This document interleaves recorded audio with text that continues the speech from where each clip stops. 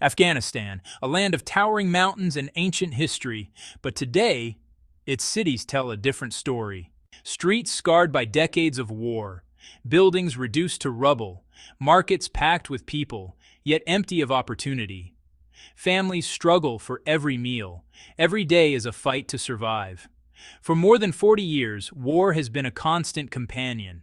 Infrastructure lies in ruins. Jobs are scarce, hospitals and schools barely function, and the world has largely turned away. Billions in Afghan assets remain frozen abroad. Sanctions choke what little trade exists. Investments are few and far between. In a country desperate for hope, help has been painfully slow. And yet, in this shadow of despair, one country refuses to turn away. One nation is stepping in, boldly, unexpectedly, and with consequences that could change Afghanistan's future forever. But who is this country? And why would it reach out when nearly everyone else has walked away? That story begins with China. Most of the world has avoided Afghanistan since the Taliban returned to power in 2021. Borders remain tense, investors hesitant, and aid organizations limited in scope. But one country chose a different path: China. Unlike others, China didn't just watch from afar. It stepped forward with a mix of humanitarian aid, economic engagement, and long-term strategic planning. Food, medicine, winter clothing, these were only the beginning. Infrastructure projects, trade deals, and future investments quickly followed. China's involvement surprised many. For decades, Afghanistan had been largely isolated from major economic powers, caught in the shadow of conflict and sanctions. Yet China moved decisively, signaling that it saw potential where others saw only risk. But this raises a critical question: why China? Is it purely an act of goodwill, or is there a larger strategy at play? Beyond the immediate relief and trade, China's approach hints at a long-term vision, one that could reshape Afghanistan's economy, its regional influence, and its future. This is a story of calculated engagement where humanitarian aid meets geopolitical strategy. And to understand why China matters so much, we first need to grasp the depth of Afghanistan's economic crisis. Afghanistan's economy is on the brink of collapse. By 2023, its GDP stood at just $17.23 billion, roughly the size of a medium-sized U.S. city. On average, each person earns only $493 per year, making it one of the poorest countries on Earth. Everyday life is a struggle. Rising prices and shortages of basic goods leave millions uncertain where their next meal will come from. Hospitals lack supplies, schools struggle to operate, and power cuts are a constant reminder of fragile infrastructure. Decades of conflict have left the country unable to recover on its own. Sanctions and frozen assets block critical foreign investment, leaving the economy trapped in a vicious cycle of scarcity and instability. For families across Afghanistan, hope is scarce. But, these harsh realities also explain why China's engagement is so pivotal. In a nation where survival is a daily battle, every shipment of aid, every investment in infrastructure, and every new trade opportunity carries the potential to change lives, and perhaps even the trajectory of the entire country. And that's exactly where China began to make its mark. In 2021, just after the Taliban returned to power, China moved quickly to provide tangible relief. More than $66 million in emergency humanitarian aid flowed into Afghanistan: food supplies for families, winter clothing for those facing bitter cold, vaccines, and essential medicines. This wasn't symbolic. Every delivery saved lives. Hospitals could treat patients who might otherwise have gone without care. Children received vaccines that prevented deadly diseases. Families gained enough food and warmth to survive harsh winters. But China's aid was more than charity. It was strategic. By stabilizing communities, supporting healthcare, and keeping basic services running, China helped prevent societal collapse. Every crate of supplies, Every shipment of medicine was a seed planted for longer-term engagement. For a country teetering on the edge, these actions signaled that Afghanistan wasn't completely abandoned. And as the immediate crisis eased, China didn't stop there. It began laying the groundwork for deeper, more lasting support. Support that would extend far beyond short-term relief. The next step? Building the country's foundation from the ground up.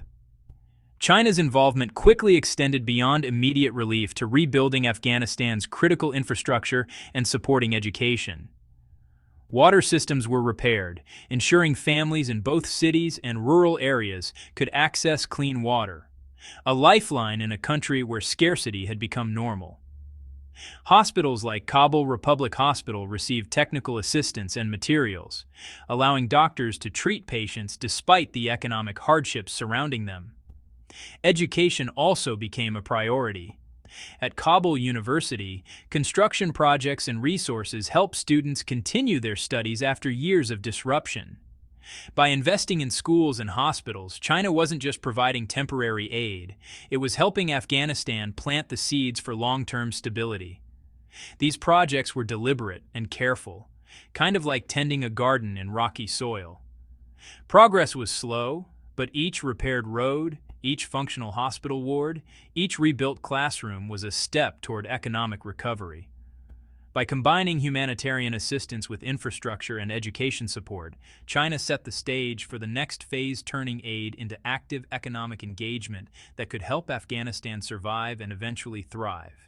China's engagement didn't stop at humanitarian aid and infrastructure.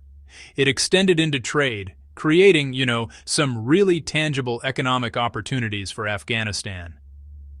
In 2022, China exported about $553 million worth of goods to Afghanistan, while Afghan exports to China were only $42 million. But by 2023, the picture had changed dramatically. China's exports more than doubled to $1.269 billion, and Afghan exports grew to nearly $64 million, which is, a 50% increase. Most of Afghanistan's exports were agricultural, with pine nuts leading the way. Valued in China for their quality and flavor, they provided crucial income for local farmers and signaled that Afghanistan could participate in international trade despite ongoing economic hardships. This growing trade was more than just numbers. It was a real lifeline. Jobs were created, local industries gained footholds, and communities saw at last glimpses of opportunity. Like the first shoots of a garden breaking through rocky soil, these early trade links hinted at what could grow if nurtured carefully over time. And China wasn't finished. The next move would dramatically change the rules of the game, opening doors Afghanistan had never seen before. In October 2024, China made a bold move that could, honestly, redefine Afghanistan's economic future. A zero-tariff policy for 100% of Afghan products entering the Chinese market. Suddenly, goods ranging from construction materials and energy equipment to everyday consumer products could enter China completely duty-free. For Afghanistan, a country struggling to export even basic goods, this was, transformative. Farmers, traders, and manufacturers gained access to millions of consumers overnight. Thousands of jobs could be created, local industries stimulated, and small markets expanded into vast new opportunities. Imagine a town blocked from selling its goods for years, suddenly given the keys to a metropolis. That's what the zero-tariff policy accomplished, turning isolation into connection, scarcity into potential. But this generosity raises a question that kind of hangs in the air. Why would China make such a sweeping offer to a nation still grappling with poverty and instability? Is it purely humanitarian, or is there a deeper strategic purpose behind the move? To understand this, we must look beyond the immediate gains and into China's broader vision for Afghanistan. China's support for Afghanistan goes beyond humanitarian aid and trade incentives. At first glance, it might seem generous, even altruistic. But there's a deeper strategy at work.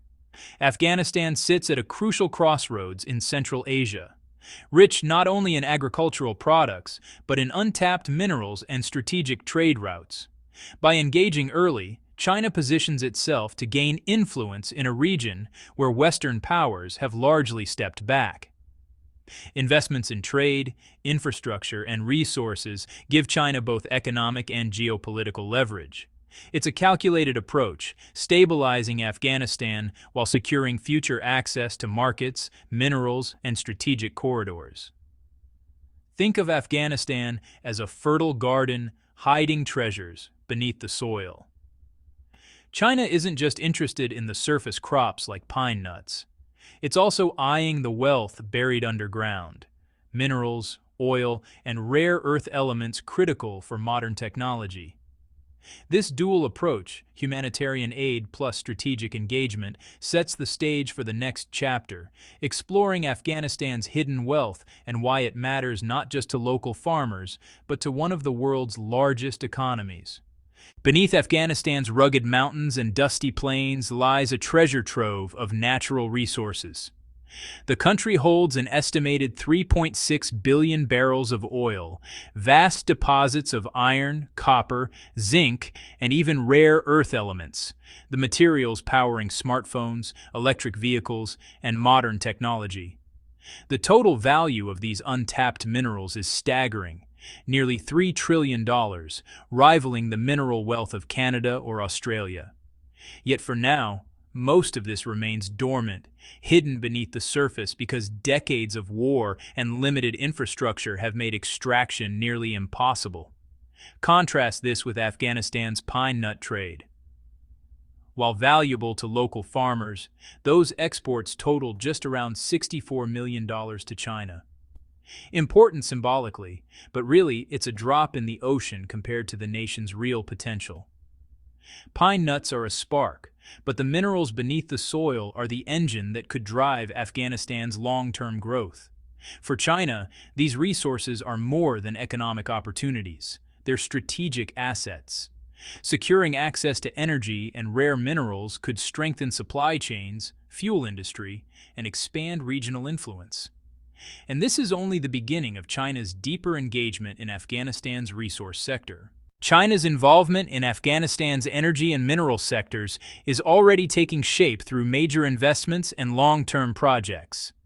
In 2023, the China National Petroleum Corporation, or CNPC, signed a 25-year oil exploration agreement with the Taliban government, planning to invest hundreds of millions of dollars to develop Afghanistan's oil reserves and build the country's first crude oil refinery, laying the groundwork for greater energy self-sufficiency. Copper is another focal point.